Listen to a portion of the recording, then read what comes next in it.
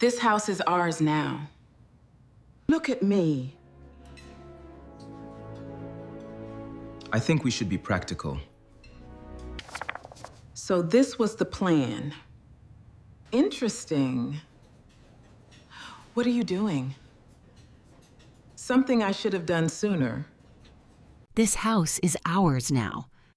Vanessa said it so calmly, so confidently, like I was the one out of place in the home I had paid for 25 years ago. I looked at my son, Daniel. He didn't say a word, just stared down at his plate like the floor had suddenly become more important than his own mother. For a moment, I felt something crack inside my chest, but I didn't argue. I didn't raise my voice. I simply smiled, leaned back in my chair, and said, "Interesting." Then I picked up my phone. If you've ever felt pushed aside by the people you trusted most, you'll understand this story. Go ahead and like this video, and if this hits close to home, consider subscribing. And tell me in the comments, what would you have done in my place? I bought that house when I was 43 years old, the same year my husband Michael and I finally paid off every last dollar of debt we had carried since our 20s. Back then, the place wasn't much to look at. A modest 2-story in a quiet neighborhood just outside Columbus, Ohio. The paint was peeling, the porch creaked when you stepped on it. And the backyard, well, let's just say it had more weeds than grass. But it was ours. We spent years fixing it up together. Michael handled the heavy work replacing the roof, rebuilding the fence, installing new cabinets in the kitchen. I handled everything else, painting walls, planting flowers, making it feel like a home. And most importantly, it was where we raised Daniel. I still remember him running through the hallway in socks, sliding across the hardwood floor we had just refinished, laughing like nothing in the world could ever touch him. I remember birthday parties in the backyard, scraped knees, late-night talks at the kitchen table when he was a teenager. This house wasn't just a building, it was my life. After Michael passed away 10 years ago, it became something else, too, a kind of anchor, the one place that didn't change when everything else did. I stayed there alone, learned to live with the silence, learned to fill it with routines. Morning coffee on the porch, evening television in the living room. The same creak in the stairs I had memorized over decades. It wasn't lonely. Not really. At least that's what I told myself. So when Daniel called me one evening, his voice tight and hesitant, asking if he and his wife could stay for a little while, I didn't hesitate.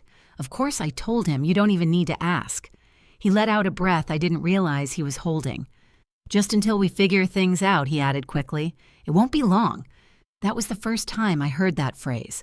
It won't be long. Vanessa came on the phone next. Her voice was warm, polished, almost too perfect. "Cynthia, thank you so much," she said. "We really appreciate this.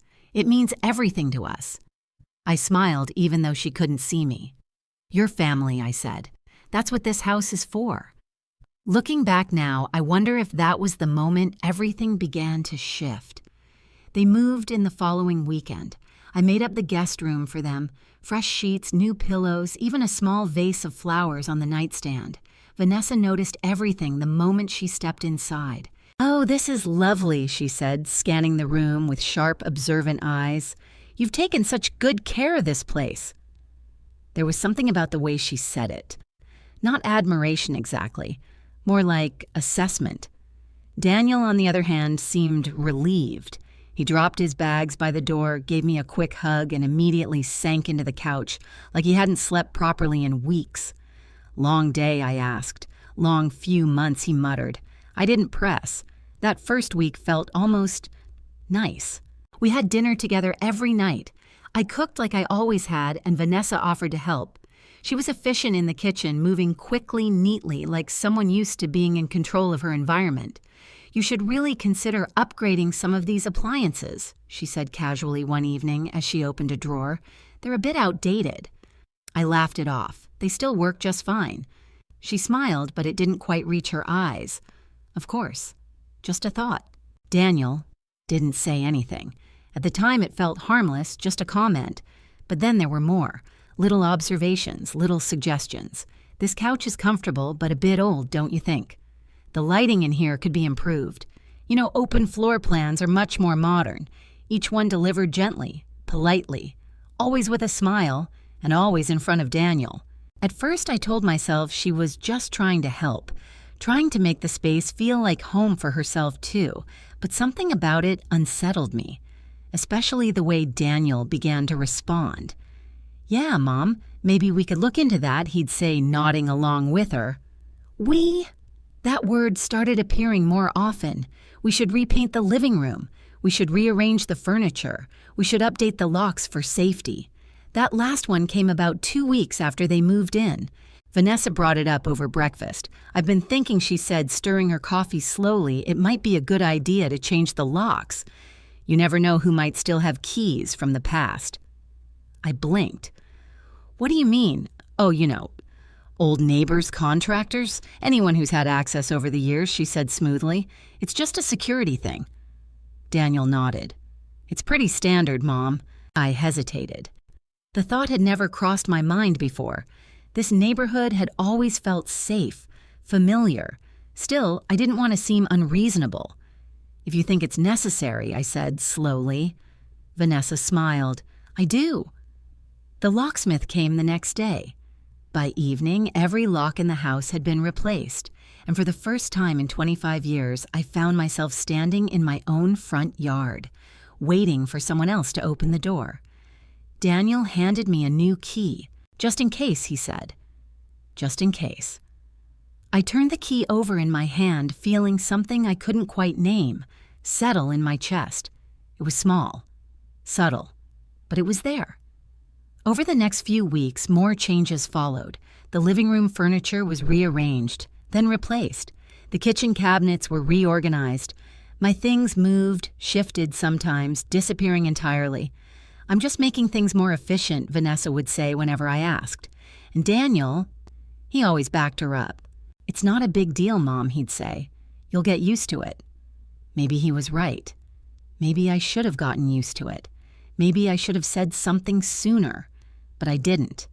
Because every time I thought about it, I reminded myself of one simple thing. This is my son. This is my family. And families, they adjust. They compromise. They make space for each other. So I kept smiling. I kept stepping back. I kept telling myself it was temporary. It won't be long. But deep down, something was starting to feel wrong. Not loud, not obvious, just quiet. Like a door slowly closing in a room you didn't realize you were still inside. And the strangest part, it wasn't just Vanessa anymore. It was Daniel, too. He stopped asking, stopped checking, stopped seeing, and I began to wonder, at what point does temporary stop being temporary? And at what point does a house stop feeling like your home? Because standing there in my own kitchen one evening, watching Vanessa direct Daniel on where to move my things, I realized something that made my stomach tighten. They weren't just staying, they were settling. And somehow, without me noticing exactly when, they had started acting like this place already belonged to them. At first, I tried to convince myself that what I was feeling was nothing more than discomfort with change. After all, it had been years since anyone else lived in the house with me. Of course, things would feel different. Of course, there would be adjustments. But there's a difference between adjustment and replacement. And slowly, quietly, that line began to blur. It started with the living room. One Saturday morning, I came downstairs expecting the familiar sight of my floral couch, the one Michael and I had picked out together after saving for months. It had always been a little too soft, the cushion slightly sunken in from years of use, but it held memories, movie nights. Daniel falling asleep with his head on my lap, Michael's laughter echoing across the room. Instead, I found 2 movers standing inside. They were lifting the couch. "Wait, what are you doing?" I asked, my voice sharper than I intended. Vanessa stepped in from the hallway, perfectly composed as always. "Oh, good morning, Cynthia," she said lightly.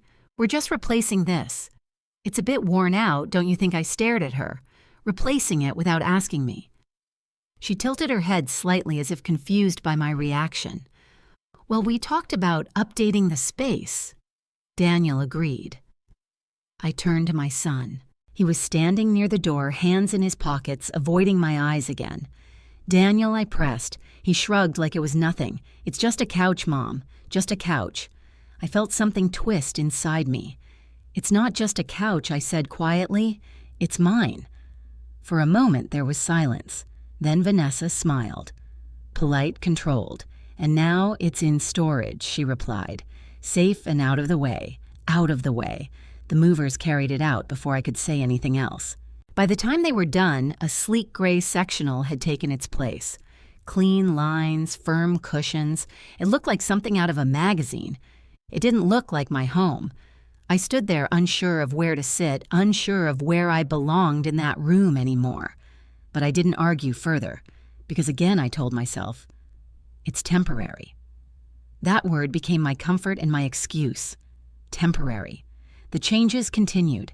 The dining table was replaced next. The old oak one Michael had refinished by hand, gone within a day. In its place, a glass table that felt cold no matter how warm the room was. Then came the kitchen. Vanessa reorganized everything. My spices, which had always been arranged alphabetically in a small rack by the stove, were moved into drawers I couldn't easily reach. My favorite mug disappeared for 3 days before I found it tucked behind a row of matching white cups Vanessa had purchased. "I'm just standardizing things," she explained when I asked. Standardizing. As if my life needed to be restructured. As if decades of living in that space had been inefficient. Daniel began to change too, not suddenly but gradually, subtly. The way he spoke to me shifted. Less warmth, less patience, more distance. "Mom, it's not a big deal," he'd say whenever I hesitated about something. "Mom, you're overthinking. Mom, just let Vanessa handle it." That last one stayed with me. Let Vanessa handle it. Handle what? My house. My life. I started noticing things I hadn't before. Conversations would stop when I entered the room. Phones would be put down just a little too quickly. There were whispers, glances exchanged between them that I couldn't quite read. One evening, I walked into the kitchen and caught Vanessa on the phone. "No, not yet," she was saying quietly. "We're getting there. Just a little more time." She froze when she saw me. "Oh," she said quickly, forcing a smile. "Just talking to a friend." I nodded, pretending not to notice the tension in her voice. But something about it stayed with me. That phrase. We're getting there. Getting where? A few days later, I noticed something else. The locks on the back door had been changed again. I hadn't even been told this time.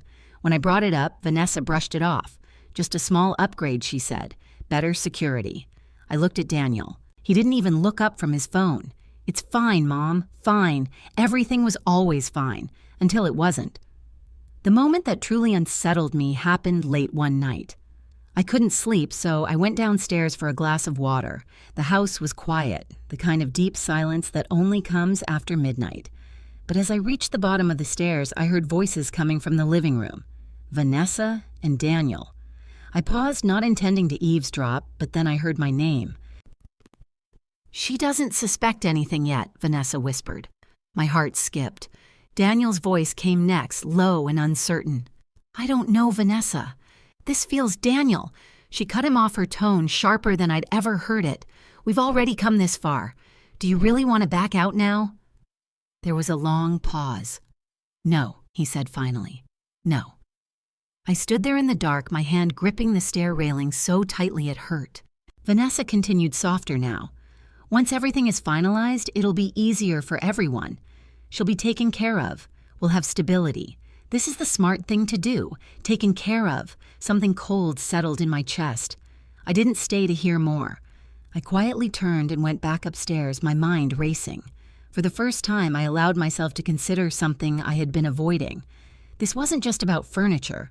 This wasn't just about control of the space. This was something bigger. Something planned. And somehow, I was at the center of it.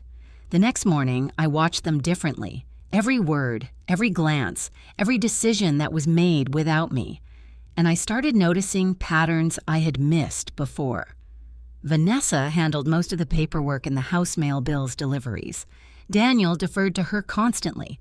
And I was being slowly pushed out of decisions that had once been mine alone.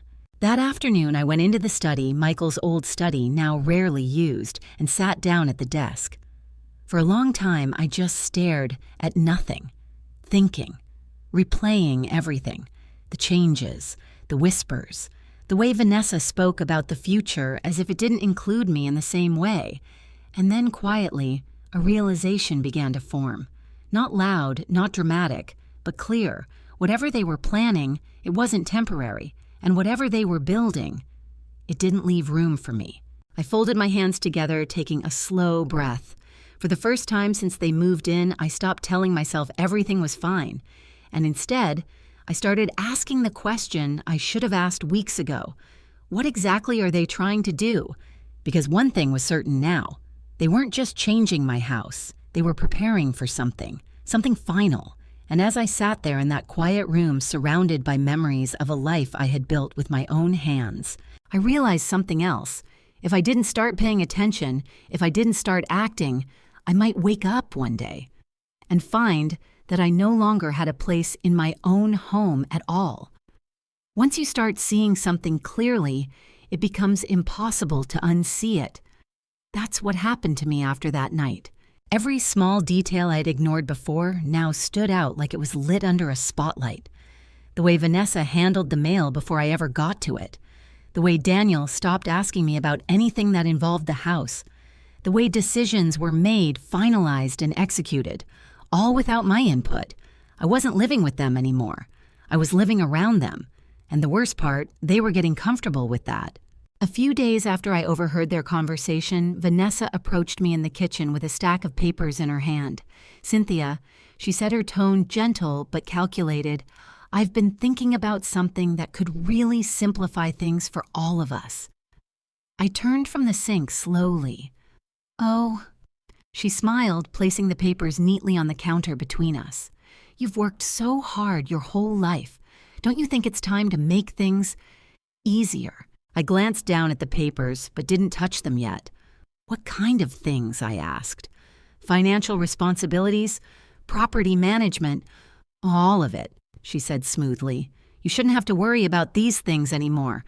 Daniel and I can take over." There it was again, take over. I kept my voice steady. "I've managed just fine for the past 25 years. "Of course you have," she replied quickly, her smile tightening just slightly. "But this is about planning ahead. Protecting your legacy, making sure everything transitions smoothly when the time comes. When the time comes." I finally looked down at the documents. Legal language, dense paragraphs, terms I recognized just enough to understand the general direction, but not enough to trust what I was seeing. "Why don't you take a look?" Vanessa said softly. "No pressure, just something to consider." I nodded slowly, picking up the papers. "I'll read them," I said. That was all I gave her. She studied my face for a moment as if trying to measure my reaction, then gave a small nod. "Of course," she said. "Take your time." But as she walked away, I caught something in her expression. Not patience, expectation. That night, I took the documents into my bedroom and sat on the edge of the bed, the lamp casting a warm light over the pages. At first glance, it looked harmless. Language about streamlining property oversight, ensuring continuity of care, reducing administrative burden, all very polished, all very careful. But the deeper I read, the more my chest began to tighten, because buried within those paragraphs was a transfer of authority. Not immediate ownership, but control, decision-making power, the ability to act on my behalf in matters concerning the house, and more disturbingly, clauses about future incapacity. I read that section 3 times.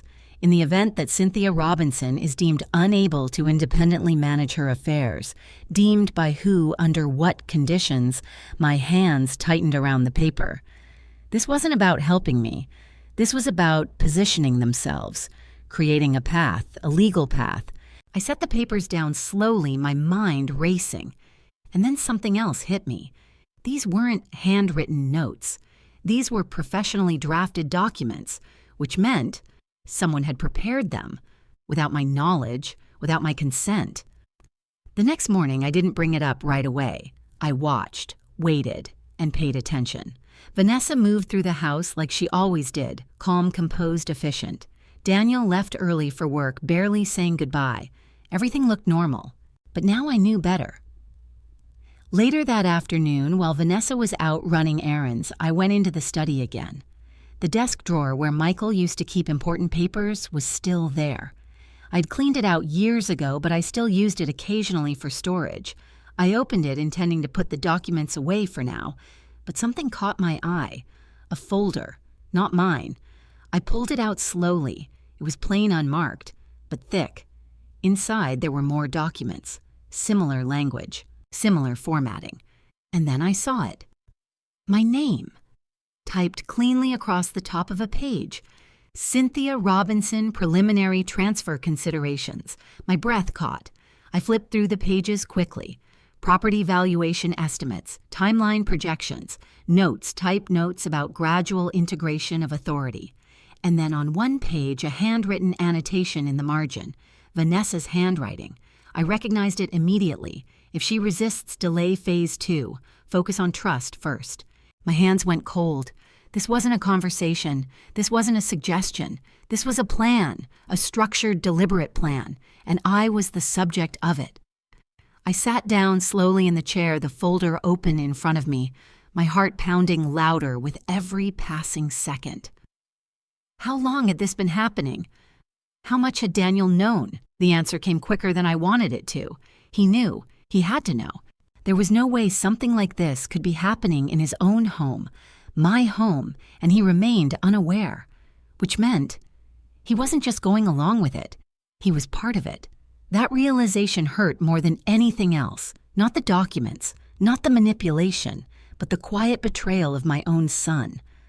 I closed the folder carefully, placing everything back exactly as I had found it. Because one thing was clear now. I couldn't confront them yet. Not like this. Not without understanding everything. Not without being prepared. That night at dinner, Vanessa brought it up again. "Did you get a chance to look at the documents?" she asked casually, passing Daniel a plate. I met her gaze, keeping my expression neutral. "I did," I said, and she pressed gently. I took a sip of water before answering. "They're interesting." She smiled, but I could see the tension behind it. "Do you have any questions?" "Not yet," I replied. "I'd like to think about it a bit more." Daniel finally looked up. "It's just for your benefit, Mom," he said. "We're trying to help. Help." I nodded slowly. "I understand." And I did. I understood more than they realized, because sitting there at that table, watching them carefully, I made a decision. I wasn't going to argue. I wasn't going to accuse. Not yet. Instead, I was going to listen, watch, and prepare, because whatever they thought they were doing, whatever they believed they had already secured, they had made one critical mistake. They assumed I wouldn't notice. They assumed I wouldn't understand. They assumed I would simply sign. I folded my hands in my lap, offering a small, polite smile. "Let me take a few more days," I said. Vanessa nodded. Of course. But I could see it in her eyes again. That expectation, that certainty, as if this was already decided, as if the outcome was inevitable. And maybe in her mind, it was. But as I sat there quietly observing, something inside me shifted. Not fear, not confusion, something else, something sharper, because now I knew this wasn't about sharing a home. This was about taking it. And if they thought I was going to hand over everything I had built without a fight, then they didn't know me at all. After that night, something inside me changed. Not in a loud, dramatic way. There was no shouting, no tears, no confrontation, just clarity.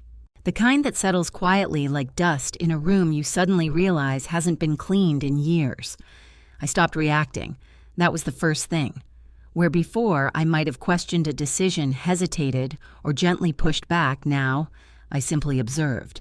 I listened. I watched. And most importantly, I remembered. Because once you understand that you're being studied, manipulated, and slowly repositioned in your own life, you stop playing the same role. You start paying attention to the script. Vanessa noticed it first. Of course she did. She was always observant. "You've been quiet lately," she said one morning as we stood in the kitchen. Her tone was light, but her eyes were sharp, searching. I poured my coffee slowly, just thinking about the documents she asked. I glanced at her briefly, then back down at my cup, among other things. She smiled, but there was tension behind it. You know, Cynthia, we're only trying to make things easier for you. There it was again, that phrase, easier. I turned to face her fully this time. I've never had trouble managing my own life, I said calmly. Her smile didn't falter, but something flickered in her eyes. Of course not, she replied. But things change. We all have to think about the future. The future, I repeated softly. She nodded. Exactly. I held her gaze for a moment longer than usual. Then I smiled. I am thinking about it, I said. And I meant that, just not in the way she expected. Daniel walked in a few minutes later, grabbing his keys from the counter. Morning, he muttered. Good morning, I said. He hesitated, glancing between Vanessa and me as if sensing something had shifted in the air. Everything okay, he asked. Of course, Vanessa answered before I could. We were just talking about the paperwork. Daniel nodded quickly, relieved to have something simple to hold on to. Right. Yeah, it's a good plan, Mom. You should really consider it. I studied him carefully. His tone wasn't aggressive. It wasn't even convincing. It was rehearsed.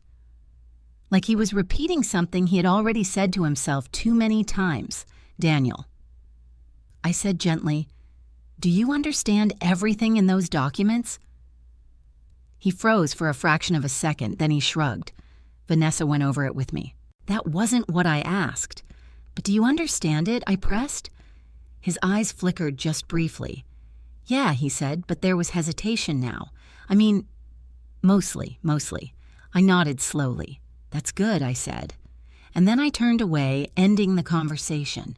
But the question stayed hanging in the air, and I knew he felt it. That evening, I found him alone in the living room. Vanessa was upstairs on another one of her long phone calls. Daniel sat on the new gray couch, scrolling through his phone, the blue light reflecting off his face. He looked tired, older than I remembered. For a moment, I saw the little boy he used to be, the one who would come running to me after a bad day at school, looking for comfort, for reassurance. And for a brief second, I almost said nothing, almost let it all continue. But I couldn't. Daniel, I said quietly. He looked up surprised. Hey, he replied, sitting up a little straighter. I walked over and sat down across from him. Not beside him, across, a small distance, but an important one. Can we talk? I asked. He hesitated, then nodded. Yeah, sure. There was a pause, the kind that fills a room with everything that hasn't been said yet. Are you happy? I asked. The question caught him off guard. What are you happy? I repeated, my voice steady. He frowned slightly. Why are you asking me that? Because I want to know, I said simply. He leaned back, exhaling slowly. I mean, yeah, things are just stressful right now. Because of money, I asked. His eyes snapped to mine. Who told you that? No one, I replied. I'm your mother. I notice things. He looked away again, rubbing the back of his neck. It's not just money, he said finally. It's everything. Work bills. We just needed a break, Mom. A break. That's what this is, I asked softly. A break. He nodded quickly.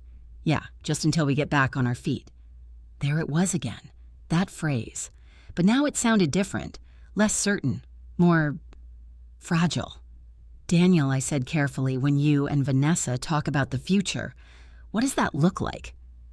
He hesitated, and in that hesitation, I found my answer. I don't know, he admitted quietly. You don't know, I repeated. He shook his head, frustration creeping into his voice. We're figuring it out, okay? That's why we're here. Figuring it out, I echoed. I leaned forward slightly. Does that future include me? The question landed between us like something heavy. Daniel froze. Of course it does, he said quickly, but his voice wasn't steady. Then why does it feel like I'm being moved out of my own life, I asked. He looked at me, really looked at me this time. And for a moment, I saw something break. Mom, he started, but the word trailed off. I didn't raise my voice. I didn't accuse him. I just sat there, waiting. Because sometimes silence forces the truth out more than any argument ever could. He swallowed hard. "It's not like that," he said finally, but it sounded weak, even to his own ears. "Then what is it like?" I asked gently. He didn't answer. Instead, he looked down at his hands, his fingers tightening into fists. I wanted things to be easier," he said. There it was again. Easier. For who, I asked. He didn't respond. And he didn't have to, because I already knew. There was a long silence between us. Then quietly, I stood up. "I'm going to bed," I said. He looked up quickly. "Mom?" I paused. "Yes." He opened his mouth, closed it again, and then shook his head. Nothing he said. I nodded. "Good night, Daniel. Good night." I walked upstairs slowly, each step heavier than the last. Not because I was tired, but because something had become undeniably clear. This wasn't just Vanessa's plan. It never had been. Daniel might not have started it. He might not even fully understand it. But he was part of it. And that was the part that hurt the most. Because betrayal from a stranger is one thing, but betrayal from your own child, it doesn't just break your trust. It reshapes everything you thought you knew about love. I closed my bedroom door behind me and leaned against it, letting out a slow breath. For a moment, I allowed myself to feel it. The hurt, the disappointment, the quiet grief of realizing that the person you raised was no longer standing on your side. But then, just as quietly, that feeling passed, and something else took its place. Resolve. Because now there was no more confusion, no more doubt, no more pretending this was just a misunderstanding. This was real. This was deliberate. And whatever they were planning, they were moving forward. Which meant so was I. The night everything came to the surface didn't feel dramatic at first. It felt ordinary, almost painfully so. Vanessa had set the table with more care than usual. The new glass surface reflected the overhead lights in a way that made everything look sharper, colder. 3 plates, 3 glasses, everything aligned perfectly. Too perfectly. I noticed those things now. Daniel came home later than usual. His tie loosened, his expression strained. He barely looked at me as he walked in, mumbling a quick greeting before heading straight to the sink. Vanessa watched him closely. "Long day?" she asked. He nodded. "Yeah." There was a pause. Then she smiled, but it wasn't warm. "Good," she said. Something in the air shifted. I felt it immediately. This wasn't just dinner. This was something else. We sat down. For a few minutes, the only sounds were the quiet clinking of silverware against plates.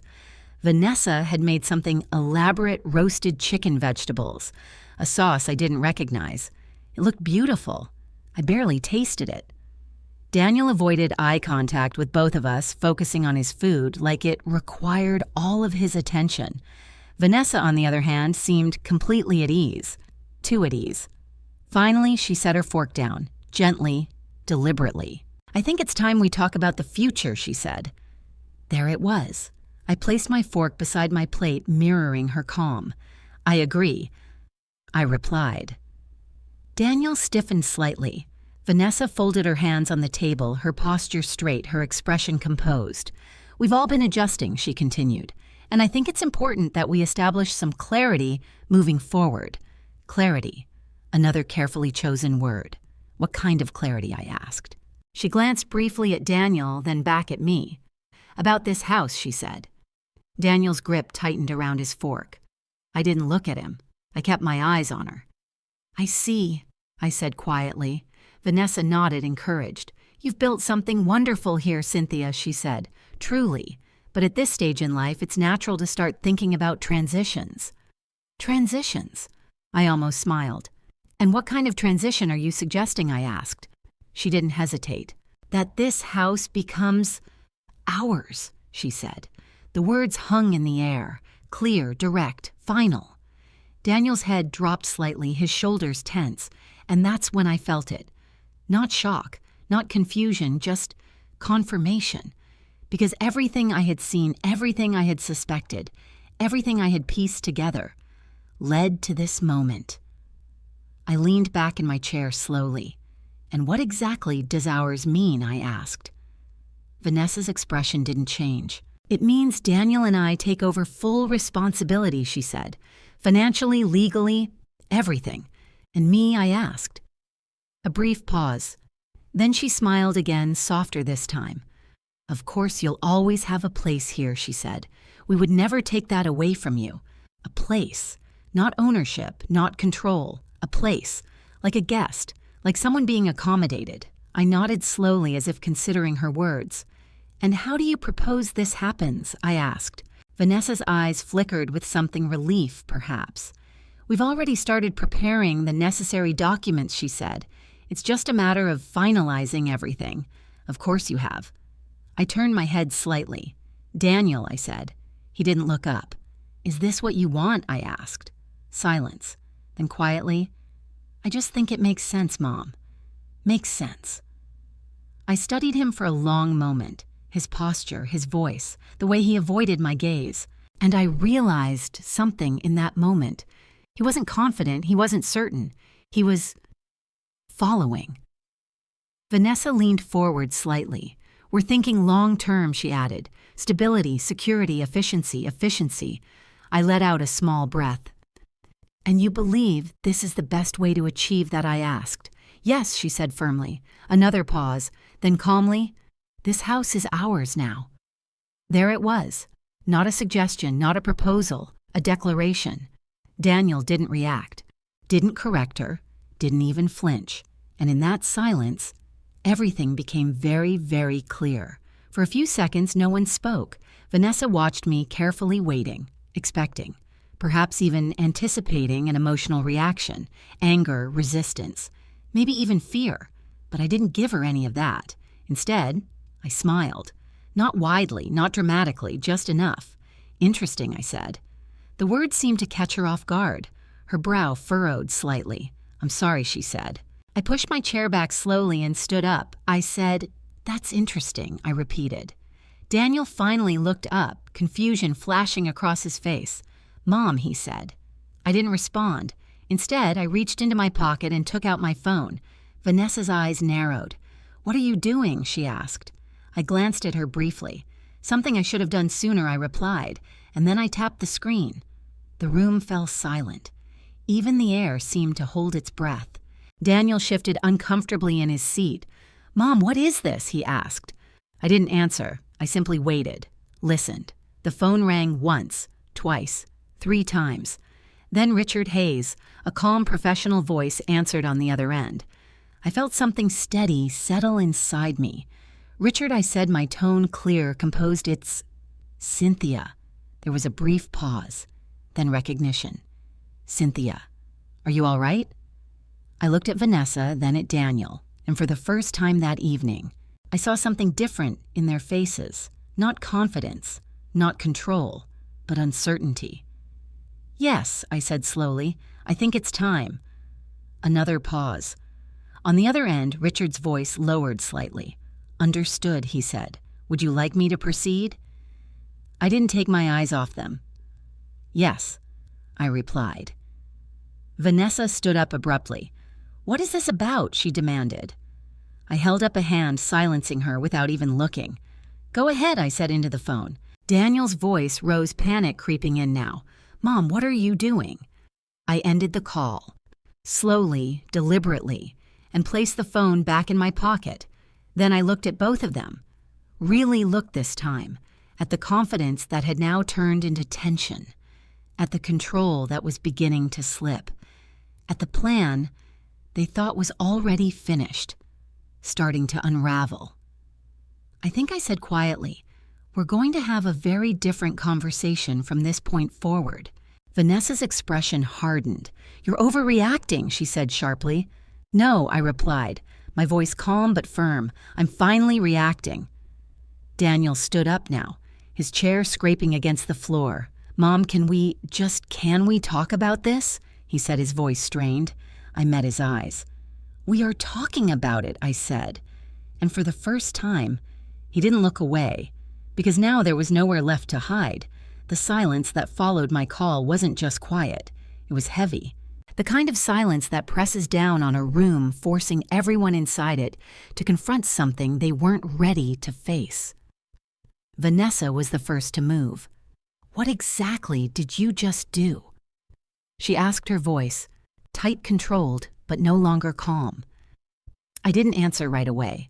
Instead, I walked back to my chair and sat down slowly, folding my hands in front of me as if we were simply continuing dinner. "Cynthia," she pressed sharper now, "this isn't necessary. We're trying to have a reasonable conversation." "Are we?" I asked.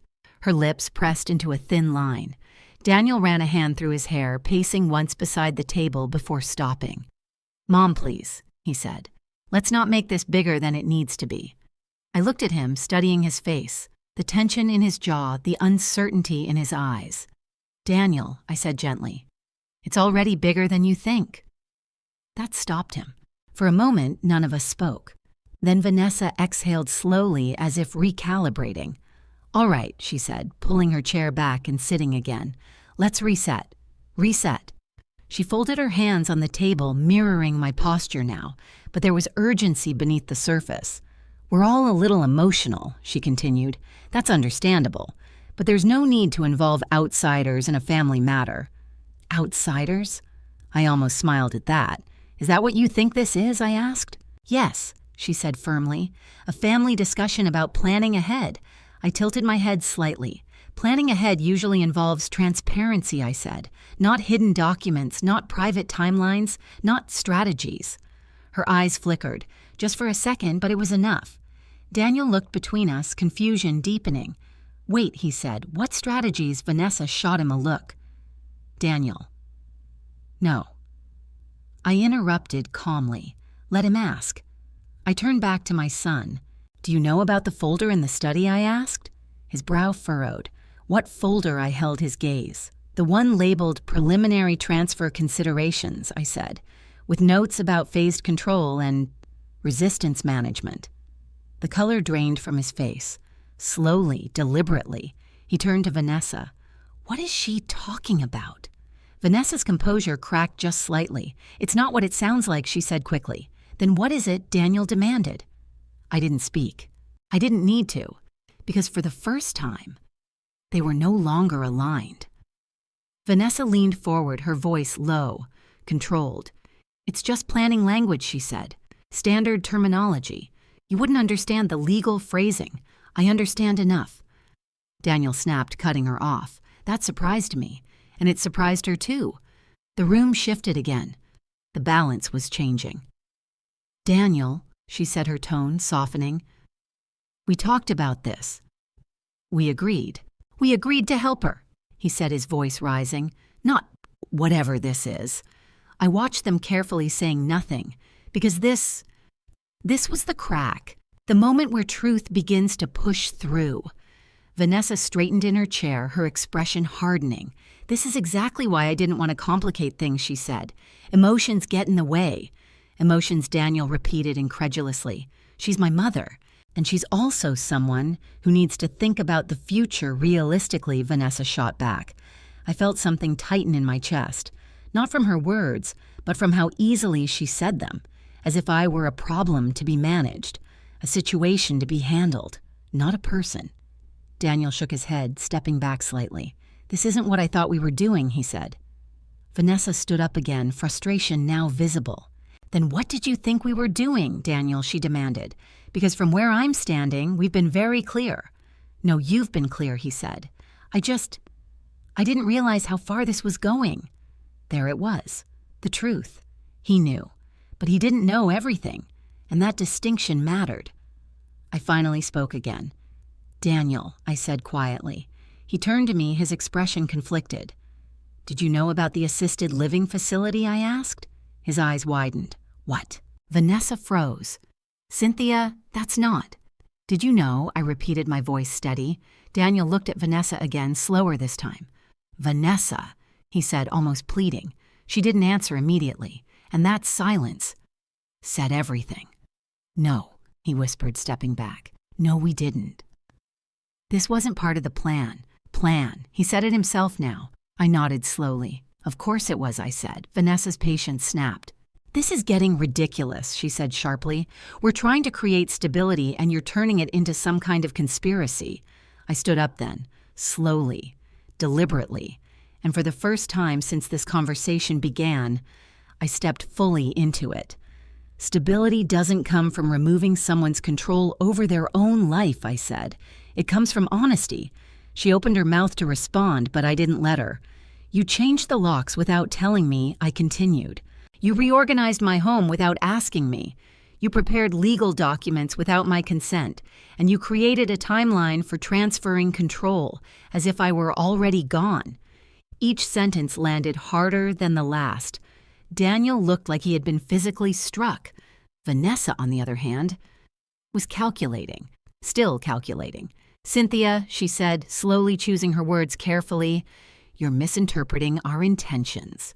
"No," I replied calmly. "I'm finally seeing them." There was a knock at the door, sharp, unexpected. All three of us froze. For a second, no one moved. Then Daniel glanced toward the entryway. "Are you expecting someone?" he asked. I didn't answer right away. Instead, I met Vanessa's eyes, and for the first time, I saw it. Not control, not confidence, but uncertainty. A crack in the certainty she had carried this entire time. Then I turned toward the door. "Yes," I said quietly, "I am." Another knock. Louder this time. Daniel hesitated, then walked toward the door, his movements slow, cautious. Vanessa didn't follow. She stayed where she was, watching me, trying to read me, trying to understand what she had missed.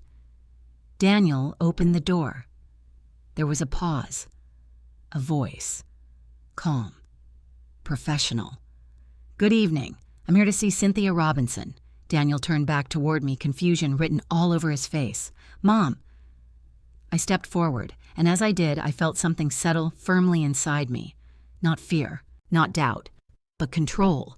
The kind I had built over a lifetime. The kind they thought they could quietly take from me. I think I said, my voice steady, "It's time we all understood exactly what's going on." And this time, I wasn't speaking just as a mother. I was speaking as someone who had finally decided not to be moved, not to be managed, not to be replaced, but to stand. Daniel stepped aside slowly, still holding the door as if he wasn't entirely sure what he was letting into the house.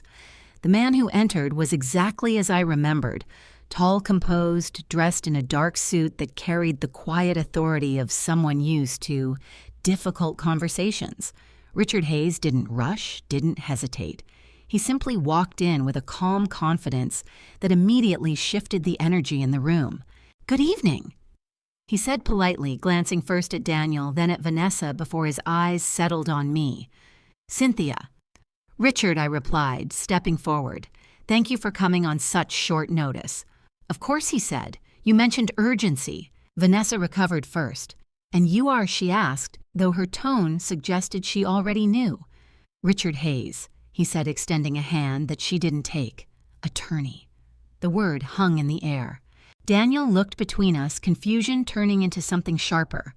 "Mom, you called a lawyer?" he asked. I met his eyes. I did, for what he pressed. I didn't answer immediately. Instead, I gestured toward the dining table. "Let's sit," I said. No one argued. That more than anything told me how much the ground had shifted beneath them. We took our seats again, this time with Richard at the table. Vanessa remained upright, her posture rigid, her mind clearly racing. Daniel looked unsettled, glancing between me and Richard like he was trying to piece together a puzzle that had suddenly become much larger than he expected. Richard placed a slim leather folder on the table. "I'll keep this straightforward," he said. "Cynthia reached out to me several weeks ago with concerns regarding potential unauthorized attempts to influence control over her property." Vanessa let out a short, incredulous laugh. "That's absurd," she said. "We've done nothing of the sort." Richard didn't react. Instead, he opened the folder and slid a document across the table toward her. Before we address intent, he said calmly, "Let's establish facts." Vanessa hesitated, then picked up the paper. Daniel leaned over her shoulder. "What is this?" he asked. "It's a certified copy of the property title and trust documentation," Richard replied. Daniel frowned. "Trust?" I watched him carefully. "You didn't know?" I asked quietly. He looked at me genuinely confused. "No," he said. "What trust?" Vanessa's grip on the paper tightened. Richard continued, his tone even. "Approximately 9 years ago, following the passing of her husband, Cynthia established an irrevocable living trust. The property in question, the house you are currently residing in, was transferred into that trust at that time." The words landed slowly, deliberately. Daniel blinked. "Wait, so the house isn't in your name?" he asked. I shook my head gently. "It is," I said, "but not in the way you think." Richard nodded. "The trust holds the title," he clarified. "Cynthia is both the grantor and the primary beneficiary, which means she retains full control during her lifetime under very specific conditions." Vanessa placed the document down carefully, her expression tightening. "And what does that have to do with anything?" she asked. Richard looked at her directly. "It means," he said, "that no transfer of ownership control or decision-making authority can occur without Cynthia's explicit documented consent." Silence. Heavy. Daniel straightened slowly. "So, the paperwork," he said, turning toward Vanessa. Vanessa didn't respond. Richard continued. "Furthermore, any attempt to establish authority through alternative documentation, particularly those referencing incapacity or delegated control, would require strict legal thresholds, including independent medical evaluation and court oversight." I saw it then. The realization, not just in Daniel's face, but in Vanessa's. Their plan, every document, every step, every assumption, had just hit a wall they didn't know existed. "That's not," Vanessa started, but her voice faltered. Richard didn't raise his voice. Didn't need to. "It also means," he added calmly, "that any documents drafted without Cynthia's knowledge or consent, particularly those implying future control over her assets, may be considered legally invalid and potentially problematic." Problematic, such a simple word, for something so serious. Daniel stepped back from the table, running a hand through his hair again. "I didn't know," he said, almost to himself. "I swear I didn't know about any of this. I believed him. Not completely, but enough." Vanessa, however, she knew. I could see it now in the way she was thinking fast, calculating, searching for a way to regain footing. "This doesn't change anything," she said, finally, her tone regaining some of its sharpness. "We were trying to help. Planning ahead is not illegal." Richard inclined his head slightly. "Planning is not illegal," he agreed, "but misrepresentation, coercion, or unauthorized legal structuring can be." Her eyes narrowed. "Are you accusing me of something? I'm stating possibilities," he replied. I let the silence stretch for a moment. Then I spoke. "You told me this house was ours now." I said, my voice calm but clear. Vanessa met my gaze. "And I meant it," she said. I nodded slowly. "And now you understand why that's not true," I replied. For the first time since this began. She didn't have an immediate answer. Daniel looked between us, his breathing uneven. "So, what does this mean?" he asked. I turned to Richard. "It means," he said, "that Cynthia retains full and exclusive control over the property. No action can be taken without her approval, and any prior assumptions to the contrary are incorrect." Incorrect. That word seemed to land harder than anything else, because it wasn't just about legality. It was about certainty. Theirs had just collapsed. Vanessa stood up abruptly, pushing her chair back. "This is ridiculous," she said. "We're being treated like criminals for trying to create stability." "No," I said quietly. "You're being confronted for trying to take something that isn't yours." Her eyes flashed. "And what happens when you can't manage things anymore?" She shot back. "What then?" I held her gaze. "Then I decide what happens," I said. "Not you, not Daniel. Mie." Richard closed his folder calmly.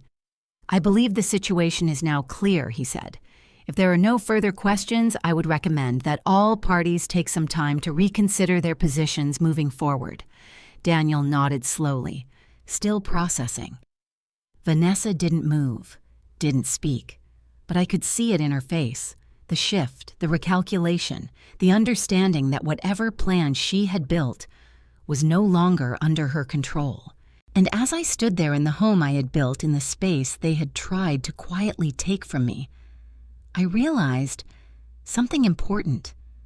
This wasn't the end of the conflict, not even close, but it was the end of their illusion, because now they knew, and more importantly, I knew exactly what they had been trying to do. For a moment after Richard finished speaking, no one moved. It was as if the entire room had been reset, but not in a clean, comfortable way, more like a system that had just crashed and was now struggling to restart. Vanessa was the first to break the silence. "This doesn't prove anything," she said, her voice tighter than before. "All it shows is that the house is in a trust. That doesn't mean we were doing anything wrong." Richard didn't respond immediately. He simply looked at her calmly, as if giving her space to hear her own words. Daniel shifted uncomfortably. "Vanessa." He started, but his voice lacked conviction. She ignored him. "You're making this sound like some kind of scheme." She continued, now directing her frustration toward Richard. "We were trying to plan responsibly. That's what adults do. Responsible planning," Richard said evenly, "doesn't involve drafting documents that anticipate resistance from the person whose property is being discussed." Vanessa's jaw tightened. "That note could mean anything," she snapped. "I spoke before Richard could respond. It meant exactly what it said," I said quietly. She turned to me sharply. "You went through our things," she demanded, "our things." I almost corrected her, but I didn't. "I found documents in my home," I replied. "Documents about my property. Documents about my future." Daniel's face paled again. "Vanessa, you told me this was just preliminary," he said. "It is preliminary," she insisted. "Nothing was finalized. Because I hadn't signed anything," I said. That stopped her. For a second, then she recovered. "Exactly," she said quickly, "so nothing happened. No harm done, no harm done." The words echoed in my mind, as if harm only counted when it was completed, not when it was planned, not when it was set into motion. I leaned slightly forward, resting my hands on the table. "Do you know what harm feels like?" I asked her. She didn't answer. "It's not just losing something," I continued. "It's realizing that the people you trusted were preparing to take it." Daniel looked at me, then his expression shifting from confusion to something deeper, something closer to guilt. Vanessa exhaled sharply, shaking her head. "This is emotional manipulation," she said. "You're twisting this into something it's not." "No," I replied calmly. "I'm describing exactly what it is." The tension in the room thickened. Daniel stepped forward slightly, his voice strained. "Can we just slow down for a second?" he said. "This is getting out of control." "Out of control," Vanessa repeated, incredulous. "It was under control until she decided to call a lawyer." I stood up slowly. "That's where you're wrong," I said. They both looked at me. "It was never under your control," I continued. Vanessa's eyes narrowed. "You think this is over?" she asked. I didn't answer right away. Instead, I turned to Richard. "Would you explain the next part?" I said. He nodded once, then opened his folder again. "There's one more issue that needs to be addressed," he said. Daniel looked between us. "What issue?" he asked. Richard slid another document across the table.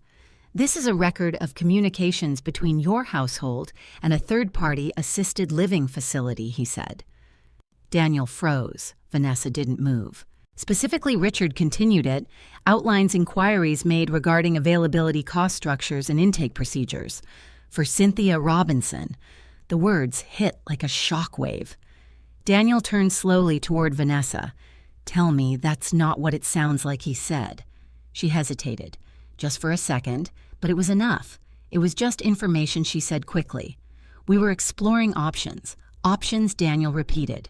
"For what?" "For the future," she snapped. "For when things change. What things he demanded." She didn't answer. "I did. For when I become inconvenient," I said. The room went still again. Daniel shook his head, backing away from the table. No, that's not what we agreed to," he said. Vanessa's frustration finally broke through her composure. "Oh, don't act surprised now," she said sharply. "You knew we needed a plan." "I knew we needed stability," he shot back. "Not this." "This is stability," she insisted. "Structure, security, control, control." There it was again. The word she kept circling back to. Daniel ran both hands through his hair, pacing now. "This isn't right," he muttered. Vanessa crossed her arms. What's not right is pretending everything can stay the same forever, she said. Your mother can't manage everything on her own indefinitely. I looked at her. I have, I said quietly, for 10 years. That doesn't mean you always will, she replied. And that decision belongs to me, I said. She laughed, but there was no humor in it. That's not how reality works. No, I said, that's exactly how it works. Richard closed the folder again. At this point, he said it's important to clarify that any attempt to relocate Cynthia without her consent, particularly under false pretenses, would raise serious legal concerns. Vanessa's eyes snapped to him. We would never force her, she said. Then why were you preparing for it, I asked. She didn't answer. Daniel stopped pacing. Slowly, he turned toward me. Mom, he said, his voice breaking slightly. I didn't know it was going this far, I swear. I studied him, and for the first time that night, I saw something real. Not avoidance, not defensiveness, but regret. I believe you didn't know everything I said, Vanessa scoffed. That's convenient, I ignored her. But you knew enough, I added. Daniel flinched, and he didn't argue, because he couldn't. There was a long silence. Then Vanessa spoke again, her tone colder now. Fine, she said. Let's say we handled this the wrong way. I raised an eyebrow. That's one way to put it. She took a step forward, her voice steady again. But the situation hasn't changed, she continued. We still need a solution. A solution. As if I were a problem, as if this were a negotiation. I looked at her for a long moment, then I nodded slowly. You're right, I said. Both she and Daniel looked at me surprised. We do need a solution, I continued. Hope flickered briefly in Daniel's eyes. Vanessa straightened slightly, sensing an opening. Good, she said. Then you're going to leave, I said. The words landed clean, sharp, final. Vanessa blinked. I'm sorry, she said. I held her gaze. You and Daniel are going to pack your things, I said calmly, and you're going to leave this house. Daniel's face went pale. Mom, no, I said, raising a hand. My voice didn't rise, but it didn't need to. This conversation is no longer about planning, I continued. It's about boundaries. Vanessa's expression hardened. You can't just throw us out, she said. I met her stare without hesitation. I can, I replied, and for the first time since she walked into my life, she didn't have a response ready. For a few seconds after I said it, the room felt suspended, like everything inside it had been cut loose from gravity. You're gonna leave. The words didn't echo. They didn't need to. They settled into the space between us with a weight that made it impossible to ignore. Daniel was the first to react. Mom, you can't mean that, he said, his voice strained, almost pleading. I turned to him slowly. I do, I said. Vanessa let out a short, sharp laugh. This is unbelievable, she said. You're overreacting because you don't like what you heard. I didn't respond to her. Instead, I kept my eyes on Daniel. You asked me earlier if we could talk, I said. This is me talking. He shook his head, running a hand through his hair again, pacing in a tight circle. This is insane, he muttered. We just got here. We're trying to fix things. And now, you're what throwing us out? Fixing things, I repeated quietly.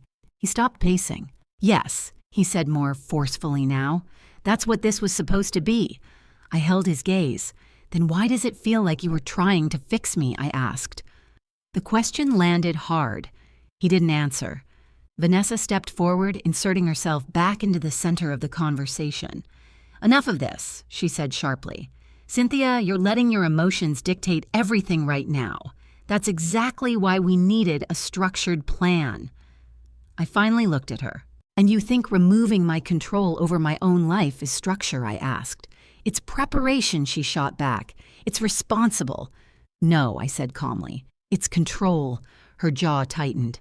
Control isn't a bad thing, she said. Not when it creates stability. I let out a slow breath. And who decides what stability looks like? I asked. She didn't hesitate. We do, she said.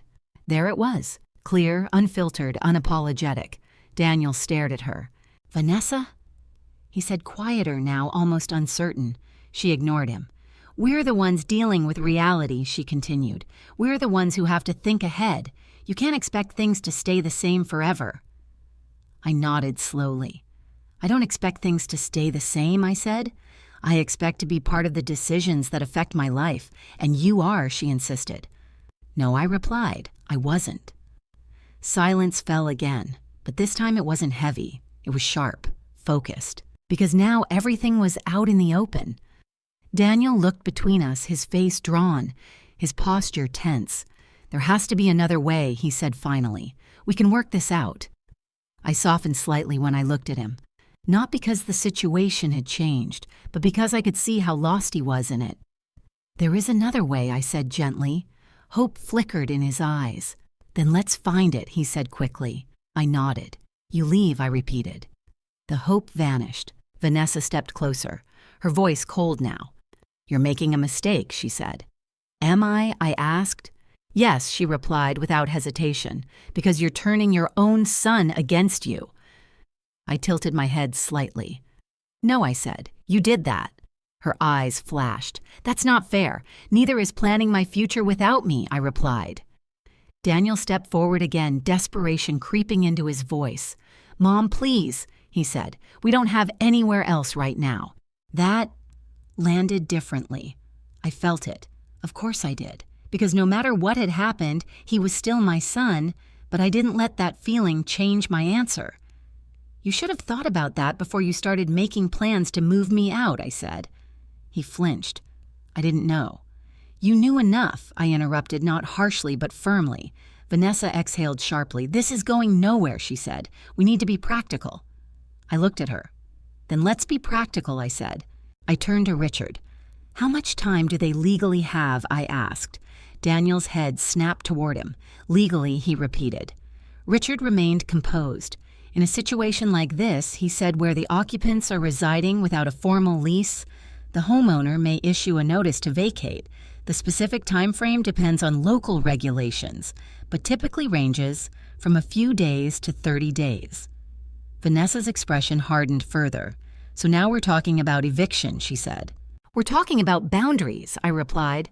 Daniel looked between us, panic now fully visible. Mom, please don't do this, he said. We can figure something out. I'll talk to her. We'll fix it. I studied him carefully. For a moment I saw the boy he used to be again. The one who believed that problems could be solved just by asking nicely. But this wasn't that kind of problem. This isn't something you can fix overnight, I said. But we can try, he insisted. I shook my head gently. Trying would have meant being honest from the beginning, I said. Vanessa scoffed. You're acting like we committed a crime. I met her gaze. You broke trust, I said, and that matters more. She crossed her arms. Trust can be rebuilt. Not without accountability, I replied. Daniel looked at her, then back at me. What do you want from us, he asked. It was a simple question, but it carried everything. I took a moment before answering. I want space, I said. Space, he repeated. Yes, I said. I want my home back. I want time to think without being managed, directed, or planned around. Vanessa shook her head. This is emotional, she said dismissively. No, I replied. This is necessary. Daniel's shoulders sagged. How long, he asked quietly. I considered the question. Then I answered. You have 2 weeks, I said. Vanessa's eyes widened. 2 weeks, she repeated. That's not enough time. It's more time than you gave me when you started planning my future without me, I said. She opened her mouth to argue again, but stopped. Because this time, she didn't have a stronger position. Daniel nodded slowly, though his face was still pale. Okay, he said quietly. 2 weeks. Vanessa turned to him sharply. Daniel. He cut her off. No, he said. We crossed a line. She stared at him stunned. And in that moment, I saw something shift again. Not just in the situation, but between them. Because for the first time, they weren't standing on the same side. I stepped back slightly, giving them space. This isn't the end, I said to Daniel. It's a pause. He looked at me, searching my face. For what he asked. For you to decide who you want to be, I said. The words settled between us. Not harsh, not final, but honest. Vanessa turned away, her jaw tight, her mind clearly already moving to the next step, the next plan. Daniel stayed where he was, still, uncertain, And as I stood there in the home I had fought to protect, I realized something else. This wasn't just about reclaiming space, it was about redefining it. Because sometimes, the only way to protect what you've built is to be willing to stand alone inside it. The house felt different the next morning, not quieter, not emptier, just honest. For the first time in weeks, there was no illusion holding everything together. No polite smiles masking tension. No careful words pretending everything was fine. Everything had been said, and everything had changed. I woke up earlier than usual out of habit. The sunlight filtered through the curtains just as it always had, soft and familiar. But the feeling in my chest was steadier now, clear. I made my coffee and sat at the kitchen table, the same place where everything had started unraveling. The glass surface still felt cold beneath my fingertips, but it didn't bother me as much anymore, because now I understood what I was dealing with. Footsteps approached behind me. Daniel. He hesitated at the doorway as if unsure whether he was still allowed to enter the room. "You're up early," he said. "I always am," I replied without turning. There was a pause. Then he walked in, slowly, stopping a few feet away. "Can we talk?" he asked. I gestured to the chair across from me. "We can." He sat down, but not comfortably. His posture was tense, his hands clasped together as if he didn't know what to do with them. "I didn't sleep much," he admitted. "Neither did I said. Another pause, then he took a breath. "I need to tell you something," he said. I looked at him. "All right." He hesitated, searching for the right words. "It wasn't supposed to be like this," he began. At the start, it really wasn't. I didn't interrupt. I let him speak. "When we moved in, we just needed help," he continued. "We were behind on bills. Credit cards, rent, and everything was piling up. Vanessa said it would just be temporary. Temporary, there it was again. But then, he went on, she started talking about long-term solutions, about how we could stabilize things. She said if we could manage the house, it would give us leverage, breathing room leverage. The word made something tighten in my chest. "And you agreed?" I asked quietly. He nodded, but slowly. "At first it sounded reasonable," he said. "She made it sound like we were helping you too, like we were taking pressure off you." I held his gaze. "And did you ever ask me if I needed that?" I asked.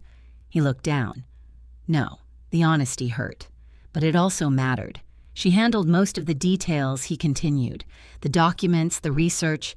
I didn't read everything. I should have, but I didn't. I believed that too, because Daniel had never been the kind to think 10 steps ahead. That was Vanessa. She told me it was standard, he said, that this is how families plan for the future. I leaned back slightly. "Planning usually involves everyone involved," I said. "I know that now," he replied.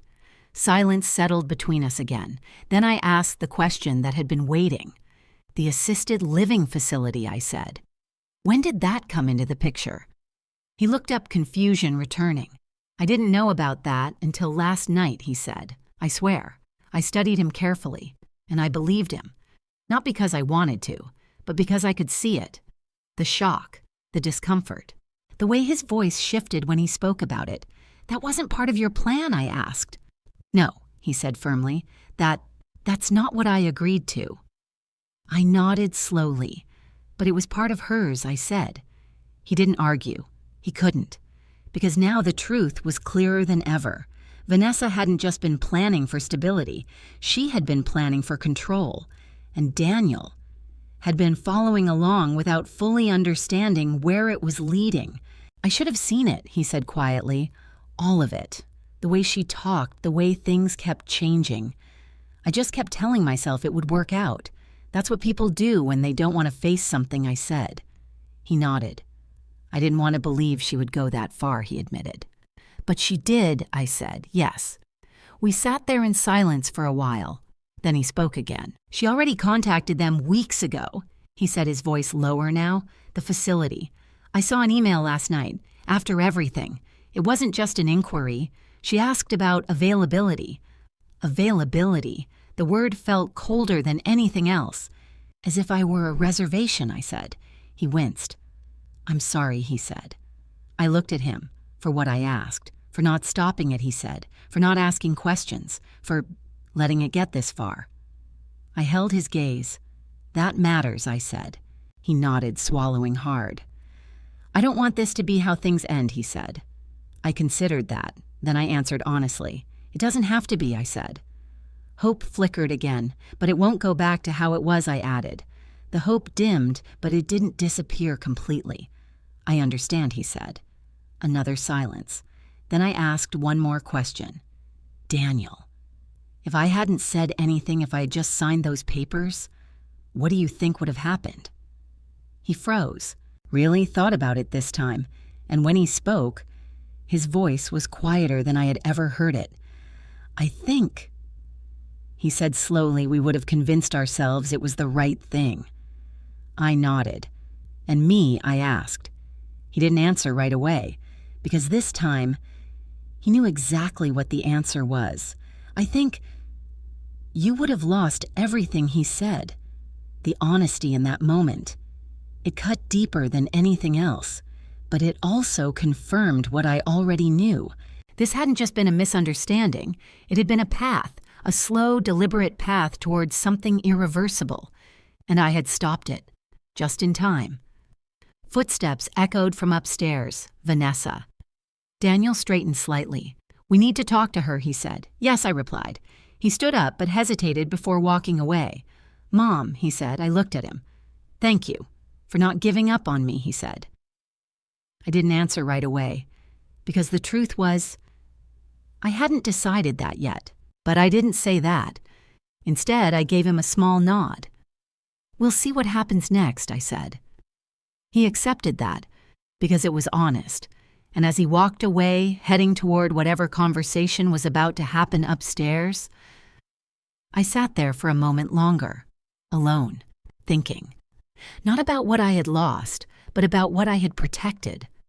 Because sometimes the hardest part of standing your ground is realizing just how close you came to losing it. By the time Vanessa came downstairs, the air had already changed. Daniel was standing near the bottom of the stairs, arms crossed, his posture tense in a way I hadn't seen before. Not defensive, not uncertain, resolved.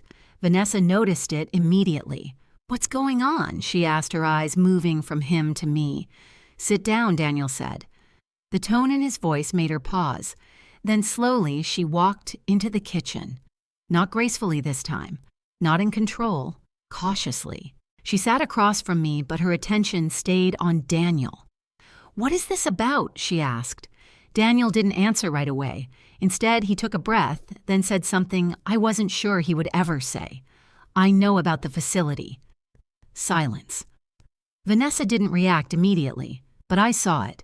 That fraction of a second, that flicker. The moment she realized the ground beneath her had shifted again. It was just research, she said, her tone measured. I told you that. No, Daniel replied. You didn't tell me anything. I found out last night. Her expression tightened. You're overreacting, she said. We were preparing options. You were planning to move her out, he cut in. The words landed hard, final, irrefutable. Vanessa's composure slipped just for a moment, then she leaned forward. Daniel, listen to me, she said. This is not what it looks like. It looks exactly like what it is, I said quietly. She turned to me, irritation flashing. You've poisoned this situation, she said. You've turned him against me. I held her gaze. No, I replied. The truth did that. Daniel didn't take his eyes off her. Why didn't you tell me, he asked. She hesitated. Then she sighed as if this were all an inconvenience she now had to explain. Because I knew you'd react like this, she said, emotionally, without thinking long term. He stared at her. I'm your husband, he said. You don't get to decide what I can handle, She opened her mouth to respond, but I spoke first. I think we should stop pretending this is just a misunderstanding, I said. Both of them looked at me, and this time, I didn't hold anything back. I know about the documents, I continued. I know about the notes in the margins. I know about the timeline, and I know about the calls. Vanessa's expression hardened. What calls, she asked. I reached into the drawer beside me, slowly, deliberately, and pulled out a small device. Daniel frowned. "What is that?" he asked. "A recorder," I said. Vanessa's eyes narrowed. "You recorded us," she demanded. "I recorded conversations that took place in my home," I replied calmly. Her jaw tightened. "That's illegal." "No," I said, "not in this state. Only one party needs to consent." Silence. Heavy. Then I placed the device on the table and pressed play. The room filled with sound. Vanessa's voice. Clear. Unmistakable. "If she resists, delay phase 2. Focus on trust first." Daniel froze, his face drained of color. Vanessa lunged forward and turned it off. "That doesn't prove anything," she snapped. "It proves intent," I said. Daniel stepped back, shaking his head. "Phase 2, he said. "What is phase 2? Vanessa didn't answer, because she couldn't. I leaned back slightly, watching her. "You were going to isolate me first," I said. "Gain control of the house, then transition me out." "That's not true," she said quickly. "Then explain it," I replied. She opened her mouth, closed it again, because there was no explanation that would make it sound better. Daniel looked at her like he was seeing her for the first time. "You planned this," he said. "No," she insisted. "I planned for us, for our future." At her expense, he said. She would have been taking care of Vanessa shot back, better than she can take care of herself long term. I felt something shift inside me. Not anger, not even hurt, just certainty. "You never asked what I wanted," I said. She turned to me, frustration breaking through. "Because you wouldn't have agreed," she said. "Exactly," I replied. That stopped her, because for the first time, she realized what she had just admitted. Daniel let out a hollow laugh. "So that was the plan," he said. "Do it anyway, and hope she signs later." Vanessa stood up abruptly. "I'm not going to stand here and be interrogated like a criminal," she said. "You're not being interrogated," I replied calmly. "You're being confronted." She looked at Daniel. "Are you really going to side with her?" she asked. He didn't answer right away, and in that hesitation, everything changed. "Daniel," she pressed her voice softer now, almost pleading. "We built this together. We talked about it. We agreed no." He said quietly. She stopped. I followed. He continued. "That's not the same thing." The words hit harder than anything else that had been said, because they didn't just expose the plan, they exposed the fracture between them. Vanessa stared at him, disbelief turning into anger. "You're making a mistake," she said. Maybe he replied, "but at least it's mine." Silence fell again. But this time, it felt different. Not tense, not uncertain, final. I stood up slowly. "This is where we are," I said. Vanessa didn't look at me. Her focus stayed on Daniel, as if she could still pull him back, still regain control, but something had shifted too far. "You have 2 weeks," I continued. "That hasn't changed." She laughed bitterly. "You think this is over," she said. I met her gaze. "No," I replied. "I think this is the first honest moment we've had." Daniel exhaled slowly, running a hand over his face. "I need air," he said. Then he walked past us, out the door, leaving both of us standing there, facing each other, without him in the middle. Vanessa crossed her arms, her expression cold again. "This isn't done," she said. I know, I replied. Because something like this never ends in one conversation. But as I stood there looking at her, really looking this time, I realized something important. She hadn't lost because she made a mistake. She lost because she underestimated me. And that was something she wasn't used to. The house didn't explode into chaos after that. There were no slammed doors, no shouting matches echoing through the walls, just something quieter, more deliberate, the kind of silence that comes when a decision has already been made and everyone knows there's no undoing it. Vanessa didn't speak to me again that night. She went upstairs without another word, her steps sharp, controlled, each one carrying the weight of frustration she refused to show openly. I stayed in the kitchen a while longer, not because I needed to, but because I wanted to feel it. The stillness, the space, the difference. For the first time since they moved in, the house felt like it was beginning to return to me. Daniel didn't come back until much later. I heard the door open just past midnight, soft, careful, like he didn't want to disturb anything that was already fragile. I was still awake, sitting in the living room, on that gray couch that never quite felt like mine. He paused when he saw me. "Hey," he said quietly. "Hey," I replied. He stood there for a moment, unsure of whether to come closer. Then slowly he walked in and sat down on the opposite end of the couch. "Not too close, not too far. I've been thinking," he said. "I know," I said. He let out a small breath, almost a laugh, but without humor. "I don't even recognize how we got here," he admitted. I didn't answer right away. "Because I did." "You stopped asking questions," I said. He nodded, and I started assuming he added, "Yes." Silence. Then he leaned forward, elbows on his knees. "She's not going to take this well," he said.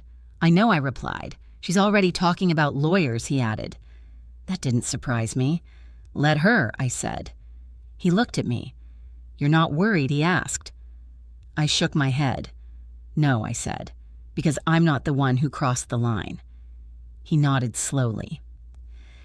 "I don't think she sees it that way," he said. "She doesn't have to," I replied. "The law does." That settled something in him. Not completely, but enough. We sat there for a while, both of us staring at nothing in particular. Then he spoke again.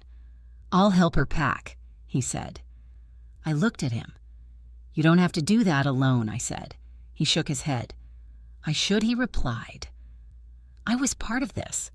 I didn't argue, because he was right. And because this was part of him taking responsibility. The next morning, things began to move. Not quickly, not smoothly, but steadily.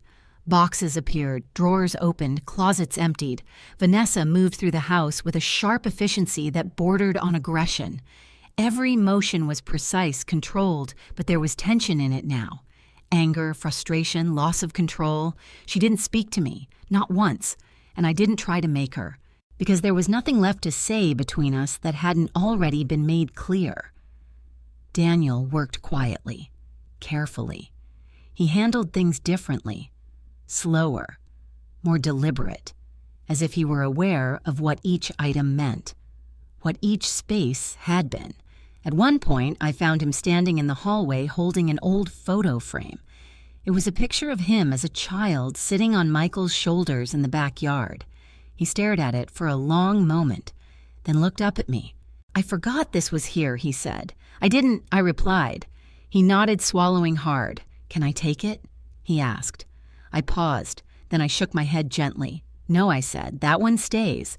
He didn't argue. He just nodded again and placed it back on the shelf. That moment, it mattered more than anything else that had happened, because it wasn't about the photo, it was about understanding. Later that afternoon, Vanessa finally spoke. Not to me, to Daniel. "This is ridiculous," she said, her voice sharp. "We're being pushed out of a place we helped improve." Daniel didn't respond immediately. He kept packing. "We invested time, energy," she continued. "Not ownership," he said quietly. She turned to him. "You're just going to accept this," she demanded. He stopped, slowly, then looked at her. "No," he said. "I'm going to accept reality." Her expression hardened. "This isn't over," she said. "I know," he replied, "but this part is." She stared at him for a long moment, then turned away. That was the moment I knew. Whatever had been holding them together in this was breaking. Not completely, but enough. By the end of the first week, half their things were gone. The house looked different again. Not the way it used to, but closer, more open, more mine. Vanessa spent more time out of the house now. Phone calls, meetings, planning something. I didn't ask, because I didn't need to. Daniel stayed. Not because he had nowhere else to go, but because he was finishing what needed to be done. And maybe because he wasn't ready to leave completely. On the 10th day, he came to me again. "I found an apartment," he said. I nodded. "That's good." He hesitated. "She's not coming with me," he added. That I hadn't expected. I studied him carefully. "Are you sure?" I asked. He nodded. "We're not on the same page anymore," he said. That was one way to put it. "I need to figure things out," he continued, "on my own. I didn't respond right away, because this was the beginning of something else, something separate from everything that had happened in this house. "I hope you do," I said finally. He nodded, and for the first time in a long time, there was something in his expression that felt familiar, not the boy he used to be, but someone closer to him than what he had become. The 2 weeks passed faster than I expected. On the final day, the house was almost empty again. Vanessa stood by the door, her suitcase beside her.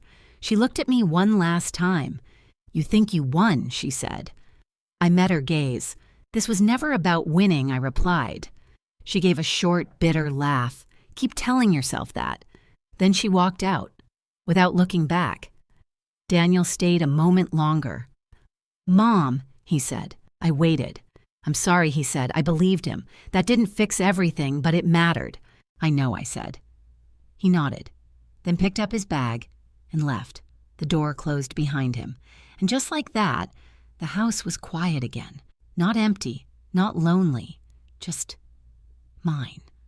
The first night alone felt unfamiliar, not because I hadn't been alone before, but because this time the silence carried something different. Not grief, not loneliness, something closer to release. I stood in the middle of the living room looking around at the space that had once felt crowded with tension. The gray couch was still there, the glass table still reflecting the soft glow of the lights above, but the energy had changed, completely. I walked slowly through the house room by room as if I were reacquainting myself with it. The kitchen came first. I opened drawers, moved things back where they belonged. My spices returned to their rack beside the stove. My favorite mug, white with a small crack along the handle, went back to its place near the sink. Small things, but they mattered, because they were mine. The living room was next.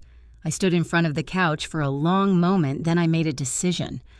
The next morning, I called a local donation service. By the afternoon, the gray sectional was gone.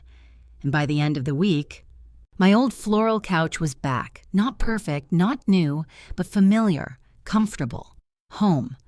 I sat on it that evening, running my hand over the worn fabric, and for the first time in weeks, I felt at peace. Not because everything had been resolved, but because I had taken something back, not just physically, but emotionally. The days that followed settled into a quiet rhythm. I woke up early, made my coffee, sat on the porch again, the same porch that had creaked under my feet for decades, the same place where Michael and I used to sit in the evenings talking about everything and nothing. I thought about him often during those days, what he would have said, what he would have done. And strangely, I didn't feel alone in those thoughts. I felt guided, as if everything I had learned in that life we built together had led me to this moment, a moment where I had to stand on my own. And I had. Daniel didn't call right away. I didn't expect him to. Some distances need time, and this one wasn't just about space. It was about understanding, about accountability, about deciding what comes next. About a week after they left, I found myself standing in the study again, Michael's old desk, the same one where I had first realized what they were planning. I opened the drawer. The folder was still there, untouched. I took it out and sat down. For a moment, I just looked at it. Then slowly, I opened it. The documents were exactly as I remembered, cold, calculated, precise. A plan, a strategy, a future that had been written without me. I closed the folder carefully and placed it back in the drawer, not because I wanted to forget, but because I no longer needed to hold on to it. I had already learned what it was meant to teach me. That same afternoon, my phone rang. I knew who it was before I even looked. Daniel. I let it ring once, twice. Then I answered. "Hello?" There was a pause on the other end. Then his voice, "Hi, Mom." I sat down slowly. "Hi, Daniel." He hesitated. "I didn't know if you'd pick up," he admitted. "I wasn't sure either," I said honestly. A small exhale. "I'm glad you did," he said. Silence followed. Not awkward, just careful. "I got the apartment," he said. "It's not far, just a few miles away." "That's good," I replied. It's small, he added, almost with a hint of humor. But it's mine. Mine. I understood that word better than ever now. That matters, I said. Another pause. Then he spoke again. I've been thinking a lot, he said. I figured you would. I replied. I didn't see it, he admitted. Not the way it was becoming. I kept telling myself it was temporary, that it would all work out. Temporary. The same word, the same mistake. I know, I said. But that doesn't excuse it, he added quickly. No, I agreed, it doesn't. There was a long silence. Then quietly, I miss you, he said. The words were simple, but they carried weight. I closed my eyes for a moment, because this was the part that mattered most. I miss you too, I said. Another pause. Then can I come by? He asked. Not to stay, just to talk. I thought about it. Not for long, but long enough. You can, I said. But things are different now. I know, he replied. Good, I said. He came the next day. Not with bags, not with expectations. Just himself. He stood on the porch looking almost uncertain as I opened the door. Hi, he said. Hi, I replied. For a moment neither of us moved. Then I stepped aside. Come in. He walked in, slowly looking around the house, noticing the changes. The old couch, the familiar arrangement. This feels like home again, he said quietly. I nodded. It is. We sat in the living room, not across from each other this time, but not too close either. A different kind of distance. One built on honesty. I ended things with Vanessa, he said after a while. I didn't react immediately, because this wasn't about her anymore. Are you okay? I asked. He shrugged slightly. I don't know yet, he admitted. That's fair, I said. He looked at me. I don't expect things to go back to how they were, he said. They won't, I replied. I know, he said. Another pause. Then I just want a chance to do better, he said. I studied him carefully, and this time I saw it. Not guilt, not fear, but intention. I'm willing to see what that looks like, I said. Relief flickered across his face, but I held up a hand gently. Slowly, I added. He nodded. Slowly, he agreed, and as we sat there in the space that had once been filled with tension and silence and unspoken plans, I realized something. Healing doesn't happen all at once. It doesn't erase what came before. It doesn't pretend everything is fine. It builds, step by step, truth by truth, and maybe, just maybe. That was enough. There's a strange kind of peace that comes after everything breaks. Not the kind that comes from forgetting, but the kind that comes from finally understanding. That's where I found myself in the weeks after Daniel came back. Not to live, not to take, just to be.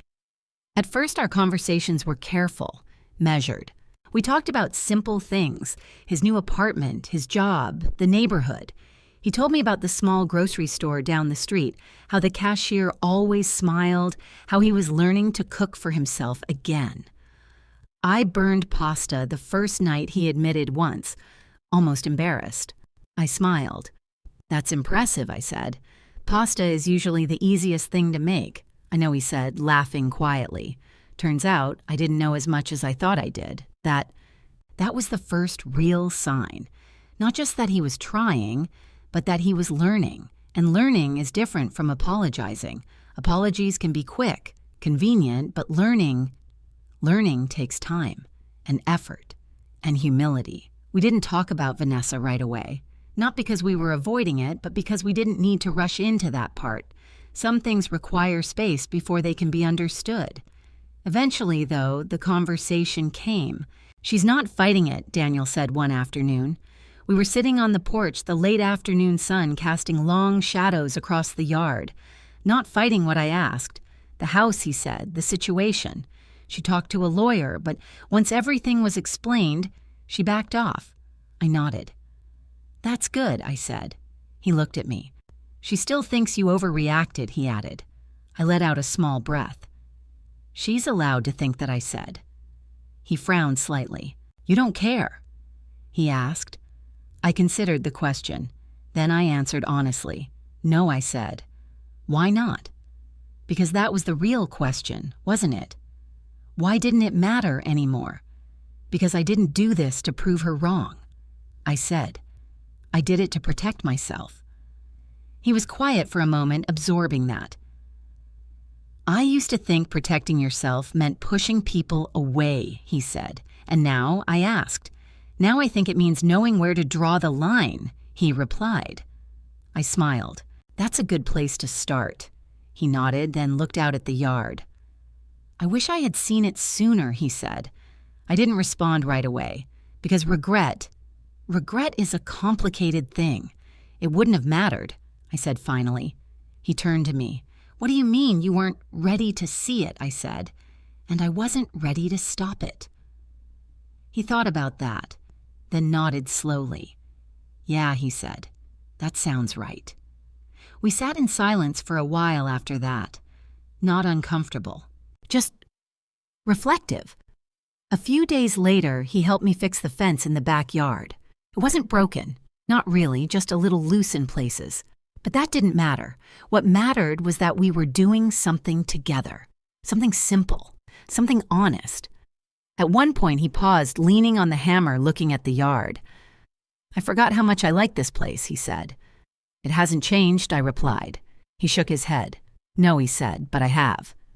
I looked at him, and for the first time in a long time, I saw the man he was becoming. Not the boy I raised, not the person he had been during those weeks, but someone in between, someone learning, someone choosing, and that mattered more than anything else. As the weeks turned into months, things settled, not back to the way they were, but into something new. Daniel visited regularly, sometimes for dinner, sometimes just to talk, sometimes to sit in silence. We didn't rush anything. We didn't pretend. We didn't ignore what had happened. We just moved forward, carefully, deliberately, with boundaries and respect. One evening, as the sun set behind the houses across the street, Daniel stood up to leave. He paused at the door, turning back to me. Mom, he said, yes, thank you for not letting me get away with it. I looked at him, and this time, I didn't hesitate. You're welcome, I said. He nodded. Then he left. And as I closed the door behind him, I didn't feel the weight of what had happened anymore. I felt something else. Strength. Not the kind that comes from winning, but the kind that comes from standing your ground when it would have been easier to give in. Because that's the truth most people don't talk about. Love doesn't mean surrender. It doesn't mean silence. And it certainly doesn't mean allowing yourself to be erased for the sake of keeping the peace. Sometimes, love looks like saying no. Sometimes, it looks like drawing a line and refusing to let anyone cross it, even if that someone is family, especially if that someone is family, because respect, real respect, doesn't come from obligation. It comes from boundaries, from honesty, from the willingness to face the truth even when it's uncomfortable. And if there's one thing this experience taught me, it's that you can love someone deeply and still refuse to let them take what's yours. Not out of anger, not out of revenge, but out of self-respect. And that kind of strength, that kind of clarity, is something no one can take from you, no matter how hard they try. In life, the hardest lessons often come from the people closest to us. Cynthia's story reminds us that love should never cost you your dignity, your voice, or your place in your own life. Setting boundaries doesn't mean you don't care. It means you care enough about yourself to stand firm when it matters most. So I want to ask you, what would you have done in Cynthia's position? Would you have trusted your family or trusted your instincts? If this story resonated with you, don't forget to like and subscribe for more emotional stories like this. And share your thoughts in the comments. I'd really love to hear your perspective.